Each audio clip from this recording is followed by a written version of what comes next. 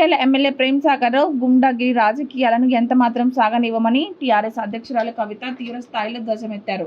సోమవారం మంచిర్యాలలో ఏర్పాటు చేసిన సమావేశంలో ఆమె మాట్లాడుతూ అధికార పక్షంపై పలు ఆరోపణలు చేశారు. ప్రజాధనానికి కేవలం స్వార్థ ప్రయోజనాల కోసమే వాడుకుంటున్నారని ఆమె విమర్శించారు. ఇతర పార్టీల నాయకులపై అక్రమ కేసులు బనాయించి బెదిరింపులకు పాల్పడితే సహించేది లేదని ఆమె హెచ్చరించారు. తమ పార్టీ కార్యకలాపాలు మంచిర్యాల కేంద్రంగానే కొనసాగుతున్నాయని స్పష్టం చేసిన కవిత జిల్లా ప్రజల ప్రేమాభిమానాలు ఎప్పటికీ టీఆర్ఎస్ పార్టీకే ఉంటాయని ధీమా వ్యక్తం చేశారు. మాట్లాడితే కేసులు పెట్టడము ఇవి తగ్గించుకోండి.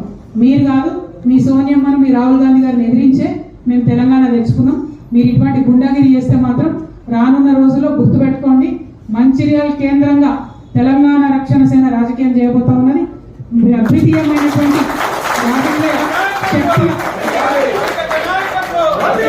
రాజకీయ శక్తిగా ఎదుగుతాం. మంచిర్యాల జిల్లా ప్రజల ప్రేమను పొందుతాం.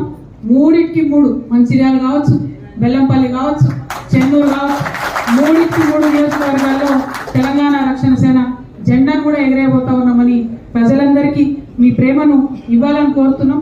ఎందుకంటే మైన్యూట్గా ప్రతి ఒక్క అంశం వాటి మీద పనిచేస్తాం. ఇవాళ జెండా గద్దెలు ఎగిరేసుకొని చాలా చోట్ల కార్యాలయాలు కూడా ప్రారంభించుకుంటున్నాం. అంతే వేడితోని, అంతే శ్రద్ధతోని, అంతే చిత్తశుద్ధితోని అన్ని అంశాల పట్ల కూడా పనిచేస్తాం.